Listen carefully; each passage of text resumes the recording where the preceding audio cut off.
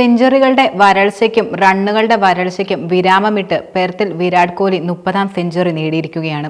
143 പന്തിൽ 8 ഫോറും 2 സിക്സും നേടിയ കോഹ്ലി 100 റൺസുമായി പുറത്താകാതെ നിന്നു. പിന്നീട് രണ്ടാം ഇന്നിംഗ്സിൽ 487 6 ഡിക്ലെയർ ചെയ്ത് ഇന്ത്യൻ ഓസീസിന് മുന്നിൽ 534 റൺസിന്റെ കൂറ്റൻ വിജയലക്ഷ്യം മുന്നോട്ട് വെക്കുകയുണ്ടായി. 27 പന്തിൽ 38 റൺസുമായി നിതീഷ് കുമാർ റെഡ്ഡിയും കോഹ്ലിക്കൊപ്പം പുറത്താകാതെ നിന്നിരുന്നു. നേരത്തെ ജയ്സ്വാളിന്റെ 4ാം ടെസ്റ്റ് സെഞ്ചുറിയായിരുന്നു ഇന്ത്യക്ക് മികച്ച സ്കോറിലെത്താനുള്ള പ്രധാന അടിത്തറയിട്ടത്. വിക്കറ്റ് നഷ്ടമില്ലാതെ 172 റൺസ് എന്ന നിലയിൽ 3ാം ദിനം ഗ്രീസിലിറങ്ങിയ ഇന്ത്യ പിരിയുമ്പോൾ 5 വിക്കറ്റ് നഷ്ടത്തിൽ 359 റൺസ് എന്ന നിലയിലായിരുന്നു നിന്നിരുന്നത്.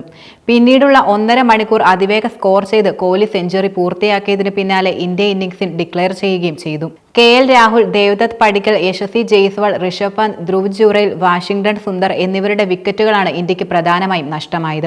ആദ്യ സെക്ഷനിൽ 77 റൺസ് എടുത്ത KL രാഹുലിന്റെ മാത്രം വിക്കറ്റ് നഷ്ടമായ ഇന്ത്യക്ക് രണ്ടാം സെഷനിൽ ആദ്യ പന്തിൽ തന്നെ മലയാളി താരം ദേവ്ദത്ത് പടിക്കലിനെ നഷ്ടമാവുകയുണ്ടായി. വിരാട് കോഹ്ലിയും യശസ്വി ജയ്സ്വാളും ചേർന്ന് ഇന്ത്യയെ 300 കടത്തിയതിന് പിന്നാലെ 161 റൺസ് എടുത്ത് ജയ്സ്വാളിനെ മിച്ചൽ മാർഷ് പുറത്താക്കുകയും ചെയ്തിരുന്നു.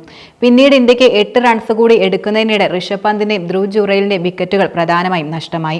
4 പന്തിൽ 1 റണ്ണെടുത്ത ഋഷഭ് പന്തിന് ലിയോണിന്റെ പന്തിൽ അലസ് ക്യാരി സ്റ്റംപ് ചെയ്തപ്പോൾ 6 പന്തിൽ 1 റണ്ണെടുത്ത ജുറൈലിന് ഓസീസ് ക്യാപ്റ്റൻ കമിൻസ് വിക്കറ്റിന് മുന്നിൽപ്പെടുത്തി. ഇതോടെ 313 2 നിന്ന് 321 5 ഇന്ത്യ വീണു. കോഹ്ലിയും സുന്ദറും പിടിച്ചു നിന്നതോടെ ഇന്ത്യൻ ലീഡ് 400 കടക്കുകയുണ്ടായി. നിതീഷിന്റെ ബാറ്റിംഗ് വെടിക്കെട്ട് കൂടിയായപ്പോൾ ഇന്ത്യ ലീഡ് അതിവേഗം 500 കടക്കുകയായിരുന്നു. നേരത്തെ ആദ്യ സെഷനിൽ 201 റൺസിന്റെ ഓപ്പണിംഗ് കൂട്ടുകെട്ടിനൊടുവിൽ KL രാഹുലിനെ പുറത്താക്കിയ മിച്ചൽ സ്റ്റാർക്കാണ് ഓസീസിന് ആദ്യ ബ്രേക്ക് പ്രധാനമായും സമ്മാനിച്ചത്.